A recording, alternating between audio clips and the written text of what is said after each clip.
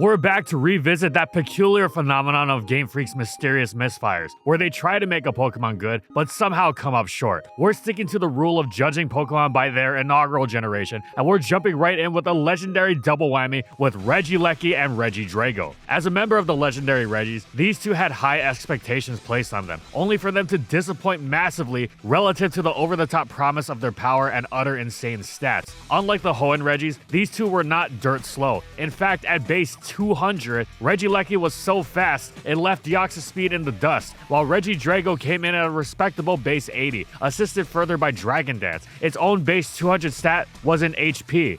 Both Eleki and Drago also diverged from their brethren in that they packed abilities that pushed their power level far beyond the Regi's usual base 100 offensive stats. Regieleki's Transistor and Regidrago's Dragon's Maw gave a superb 50% boost to their stabs. This was already superb, but it had the potential to go to truly ridiculous levels. Regieleki's Rising Voltage, which was 70 base power, doubled against a grounded target under electric terrain, while Regidrago's Dragon Energy was a physical Dragon-type eruption or water spout, clocking it at 150 base power when at full health. If you could pull these off successfully, they would almost surely KO the opponent. The problem? It was actually incredibly easy to prevent these ultimate attacks from being pulled off, just as it was to prevent these new Regis from doing much of anything at all. Had Regieleki been released in any previous generation, it would have been an unbearable menace. However, coming around in Gen 8 meant it did not have access to hidden power, and without any coverage moves in its arsenal, it was well and truly walled by any ground type. Seeing as nearly every competitive OU team has a ground type, since they're naturally among the best Pokemon around, and they provide an immunity to the ever-irritating Volt Switch,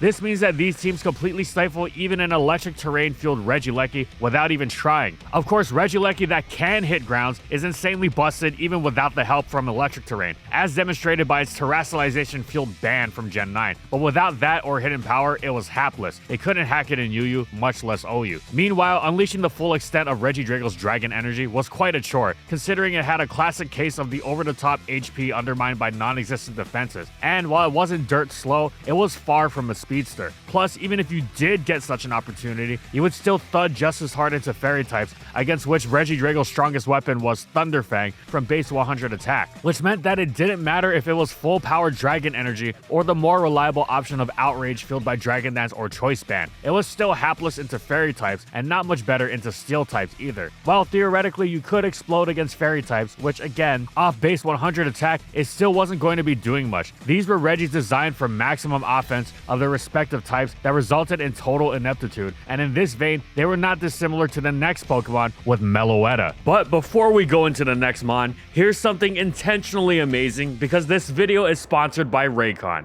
It's Raycon's anniversary and the Essential Open Earbuds are stealing the spotlight. They're 30% off. Honestly, I don't know how I'd get through the day without my Raycons. In fact, I use my Raycons literally every day because I literally can't do chores without listening to something, be it music, a podcast, or an audiobook. These Essential Open Earbuds are feather light, as you don't even feel that they're there. Seriously, I can leave them on for hours and I forget they're even on. And they also have a great balance of audio since they are better at letting in your surroundings. For example, you can go for a walk and listen to your favorite podcast, but still be aware of traffic, which is something I often do. They also hold an insane amount of battery with a 36-hour battery time. I don't have to charge these often. How convenient. I really don't know how I'd get through the day without the Raycon Essential Open Earbuds. So if you want the best in premium audio and also support the channel to help us produce more content, go to buyraycon.com/FSGOpen to get 30% off your order of Essential Open Earbuds.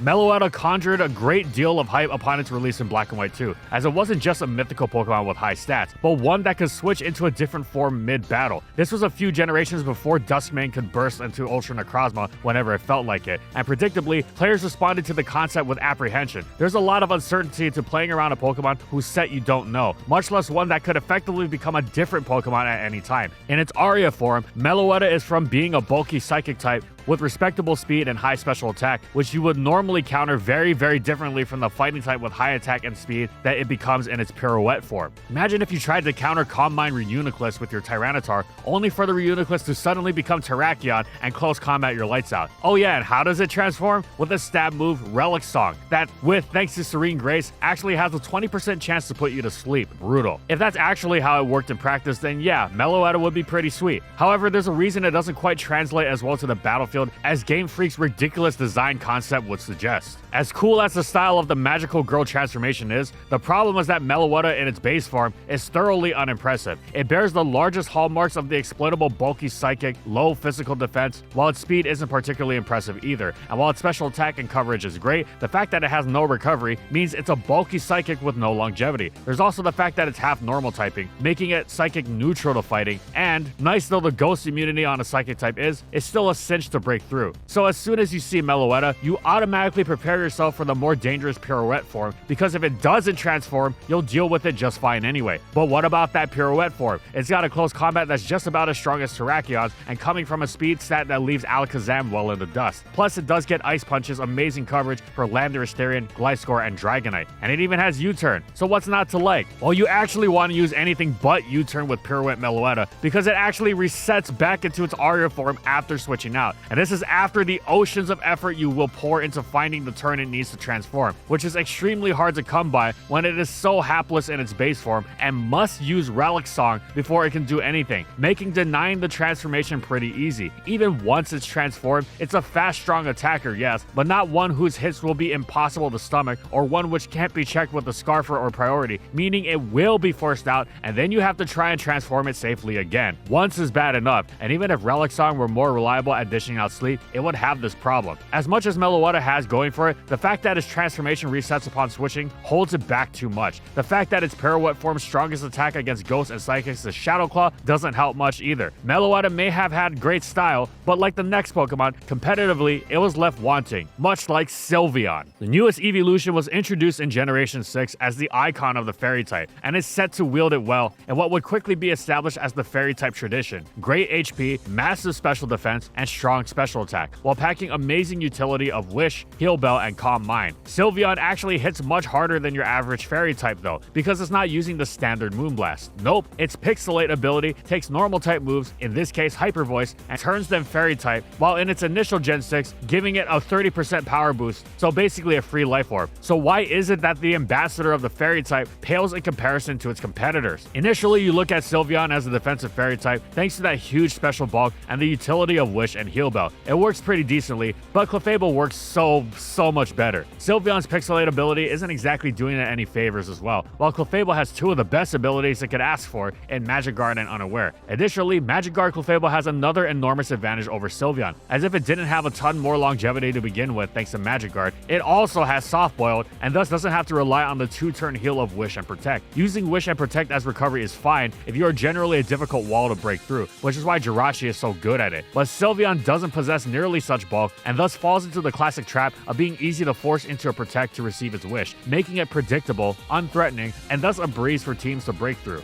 Okay, well, Clefable can't come anywhere near the power of Choice Specs, Pixelate Hyper Voice, so Sylveon's meant to be used offensively, right? Sure, until you realize that base 60 speed is way too slow for this kind of thing to work, unless you are an unstoppable KO machine. For example, Crawdon is base 55 speed, but it is so absurdly strong with adaptability and base 120 attack and its dual stabs that it threatens KOs left and right. Sylveon is strong, but not that strong, especially since its coverage is rather barren. In a world with Mega Gardevoir, using Sylveon isn't a good idea, even if it doesn't take up the Mega slot. It's haunting how much Sylveon is outclassed despite of everything, not unlike the next Pokemon, Spiritomb. Spiritomb wasn't meant to simply be another Pokemon. The Dark Ghost type having no weaknesses pre-Fairy type was part of it, but it shared that trait with Gen 3's Sableye. However, this Lionized typing was a significant part of what made it so intriguing, and the fact that Game Freak followed the original Dark Ghost up with another, but with far better stats and an aura of mystique around it. From the elaborate process leading up to the Odd Keystone, where it's hidden in Diamond, Pearl, and Platinum, to the fact that it's champion Cynthia's lead-off Pokemon, to its incredibly interesting and elaborate origin design around the number 108, which is highly significant in many cultures. Seriously, check out its Bulbapedia page. Spiritomb is clearly the result of a lot of passion, and this translates into the promise that it offers competitively, which was on display in its use throughout early Diamond and Pro OU. The no weaknesses thing is already great, but Spiritomb also packs immunity to some of the most important moves in the game, like Close Combat and Rapid Spin. Unlike other Ghosts though, it's also not weak to the dark coverage associated with these moves, so you can't reliably Pursuit Trap it, nor can Lucario KO with the Swords Dance boosted Crunch. Spiritomb was even a perfect counter to the famously dangerous Machamp. As a bonus, Spiritomb has Stab Pursuit. This is incredible utility to have in one Pokemon. So what's the problem? Well, it has many great traits, but in spite of these outstanding immunities and associated neutralities, Spiritomb is lacking in resist. This is a serious problem because, as good as its base 108 defenses are, it also struggles with that classic ghost type problem of very low HP, which means it's not quite taking any given Fire Blast, for instance, as well as you would like. It might take it decently enough in a nutshell, but it gets overwhelmed extremely quickly because it also has no reliable recovery. Pain Split, while certainly compatible with that low HP stat, does not suffice. But wait, doesn't this apply to the Pokemon that ousted Spiritomb once Platinum came around? The Rotom appliance? Yes, but Rotom A can reliably use Rest and Sleep Talk if it needs to heal because it is immune to Spikes, Earthquake, and has more resist thanks to its typing. And crucially, it's also not dirt slow like Spiritomb is, which is also incredibly exploitable. Rotom A can also go on the offensive effectively. Spiritomb, while not a complete weakling, isn't hitting at all hard with its move pool. It's not just about being outclassed by Rotom A though, as these issues of Spiritomb's held it back in the Diamond and Pearl days as well. The next Pokemon also had an incredible trait going for it, only to wind up disappointing, and that is of course Kleavor. In addition to the Scyther Scizor family that sets Stealth Rock with its Rock Stab, are you kidding me? The excitement around Kleavor was huge. An alternate Scyther evolution introduced in Legends Arceus, which sets the most defining competitive singles move with an attack, a Rock-type Scizor. Oh, and when those stats were revealed, it just got more exciting. Far from doing Kleavor dirty, Game Freak ensured it was thoroughly well off. Base 135 attack is even higher than Scizor's, and Kleavor also gets an attack boosting ability to rival Technician in the form of Sharpness, which powers its Stealth Rock setting Stone Axe up to a superb 97.5 base power, rounded down to 97. This is almost identical to the power of Stone Edge, and with much better 90% accuracy to boot. Kleavor is also a great deal faster than Scizor, coming in at a perfectly solid base 85. For something with such high attack and Sword Stance, this is really quite good. Finally, at base 95 defense, Kleavor tanks physical hits similarly to Scizor at base 100, since they and Scyther all have the same base 70 HP. So why has Kleavor clunked all the way down to RU? Well, it doesn't necessarily have to match Scizor, which is one of the best competitive Pokemon ever and has the benefits of both the Steel type and an amazing priority move. But even so, Kleavor disappoints because for all of Game Freak's efforts, the deck is still too stacked against it. Bug Rock typing is seriously flawed, and even being given one of the best moves it could have asked for, alongside a solid stat spread, just wasn't enough. It wasn't exactly the sturdiest hit taker, but it would have been serviceable enough for its power and speed, especially with the speed boosting Trailblaze in its move pool. Had its typing not been so effortlessly exploitable, as far as setting Rock Splint, this also meant it would struggle to switch in and pop them back up should they get defogged or rapid spun away over the course of a mesh. Of course, it didn't help that it got this amazing move after the introduction of heavy duty boots, which meant to begin with the Stealth Rocket set was already not quite as impactful as it had been in Gens 4 through 7, and made what otherwise would have been a solid Sash Stealth Rock lead less impactful. At least this dismay of Kleavor's letdown wasn't on the scale of an Ultra Beast like Stakataka. Stakataka was a Pokemon tailor-made for VGC, where Trick Room reigned supreme, and where after setting it for itself and its teammates, it could happily spam its Stab Gyro Ball, effortlessly firing at max power thanks to one of the lowest speed stats in the game, and coming off of a sky-high attack stat to boot.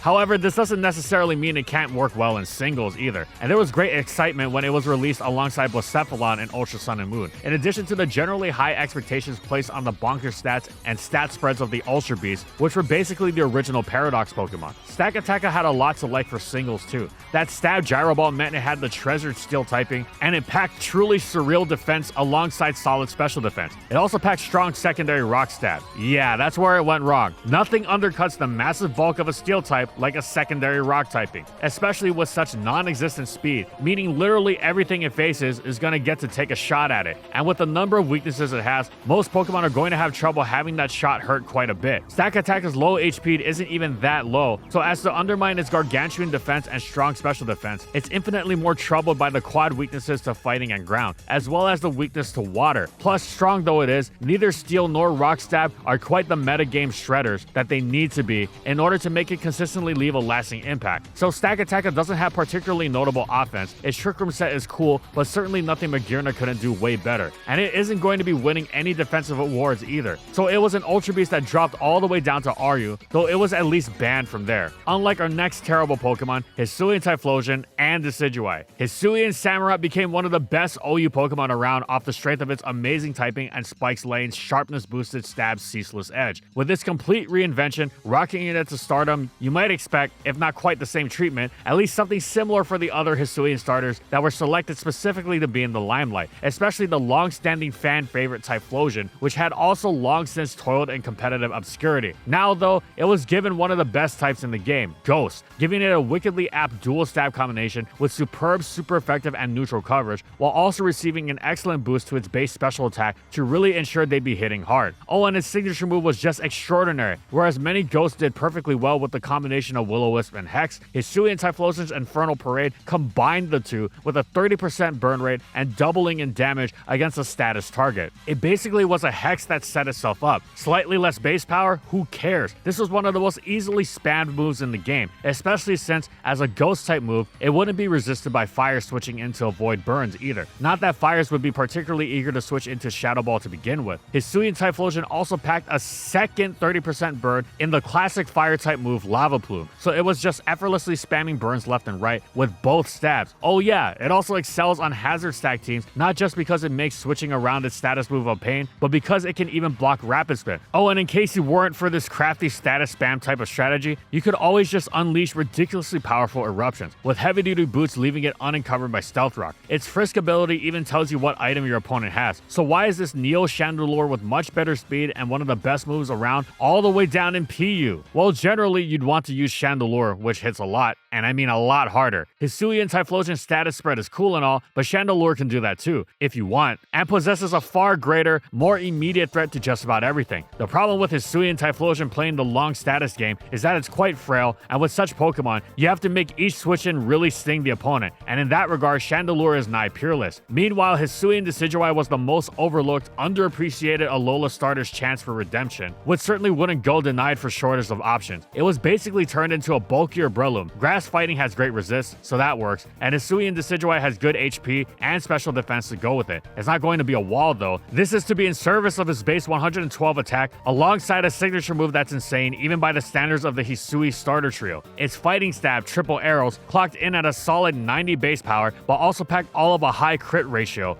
a 50% chance to drop the opponent's defense one stage, and a 30% chance to flinch. This was so many secondary effects, all of them devastating, and suddenly 90 base power seems like too much given all the help it's getting in this department. Hisuian Decidueye has good typing and bulk to hit the field, great dual stab, it can also use close combat for the extra push, and an extraordinary move pool beyond that featuring U-turn, knockoff, and Swords Dance among others. What's this thing also doing down in PU? Simple. All this design is wasted given Hisuian Decidueye's terrible base 60 speed. Now Breloom is no speedster, but base 70 lets it just barely get by. The fact that it also has the powerful stab priority of Technician Mach Punch goes a long way too. Hisuian Decidueye isn't going to be flinching much of anything with its speed stat, nor getting many chances to dish out a second hit after a defense drop. Even with the Choice Scarf, it's not especially fast, and it's not nearly bulky enough to be able to afford this. The Hisuian duel is disappointing relative to their insane potential, but at least alternative forms are supposed to be lateral moves, at least theoretically. It's not like it's an evolution, as seen in the case of Kleavor or the next Pokemon, Mr. Rime. Mr. Rime had long since been neglected by the time Gen 8 rolled around, but Game Freak set out to fix that. They gave it a Galarian form and an evolution to rejuvenate it. Mr. Rime was a gallant attempt, or well, upon further inspection, it was an attempt. You don't give a Gen 1 Pokemon this sort of treatment lightly, and indeed Mr. Rime and its Galarian pre-evolution received a unique ability, Screen Cleaner, which cleared the effects of Reflect, Light Screen, and Aurora Veil upon switching in, as well as the amazing utility of Rapid Spin. Ice was one of the best offensive types in the game, while Mr. Rime became stronger and bulkier, more well equipped to brandish it. This extra bulk was greatly assisted by the addition of Slack Off's healing in its move pool. Slack Off, Rapid Spin, strong dual stabs, and actually filled out stat spread, and yet Mr. Rime is a complete and utter flop, because for some reason, Game Freak seems to have thought that being bulkier would balance out the fact that it got so much slower on an Ice type.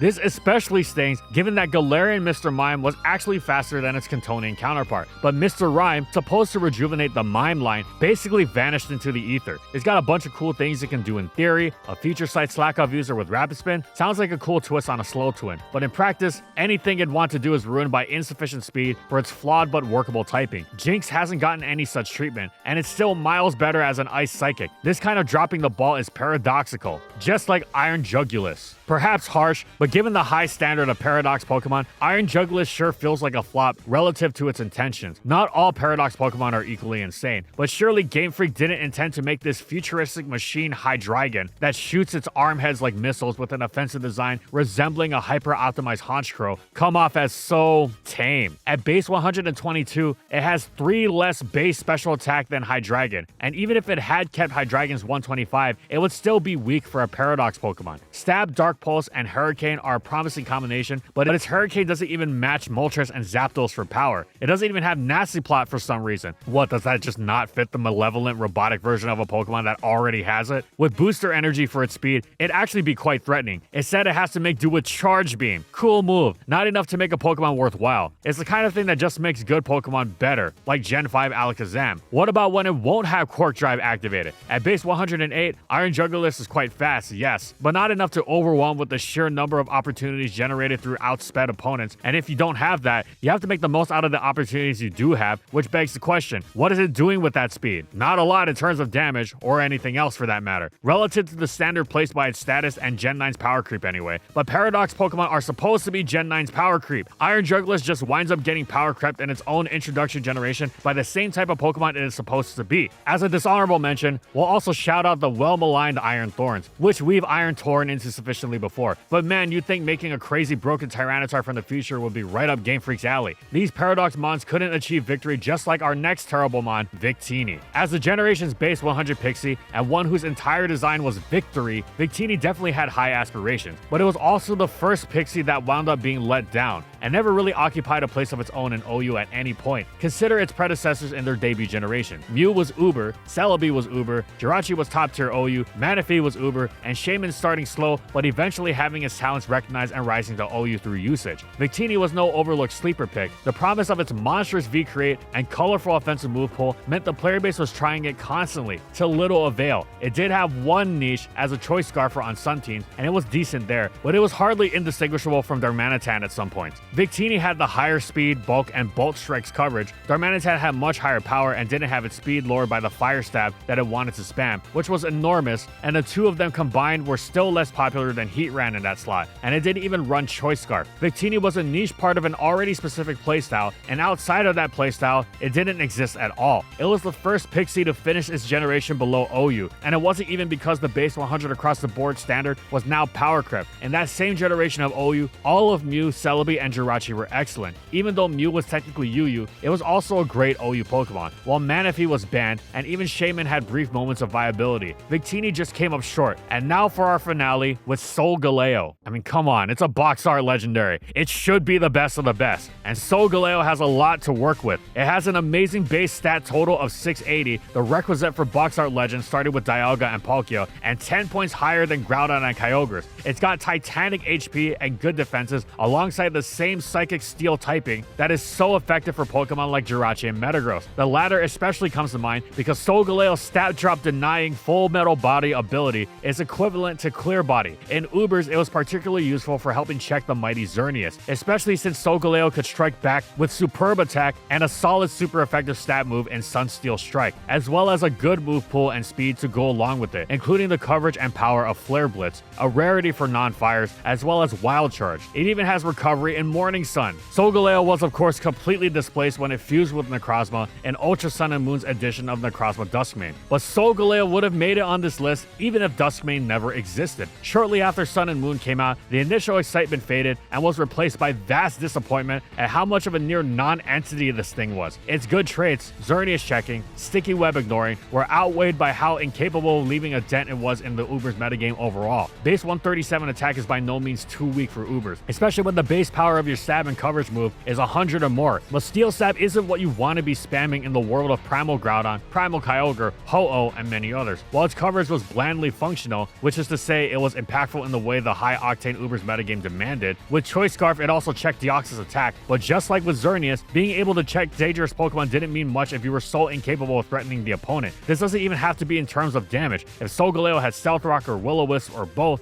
and it's strange it doesn't by the way, it'd be a different story, because then it at least offer some strong utility, but even then, it'd still be strangely passive for a Pokemon with an attack stat higher than Ho-Oh and Yveltal. Here's how lowly Solgaleo fell. It was seriously considered to be dropped into OU at certain points. It didn't come to pass, as all of its traits that tend to fall flat by the high thresholds of Ubers would be absolutely tremendous in OU, but it was another Reshiram type situation, where it may be Uber, but it's absolutely terrible in Ubers.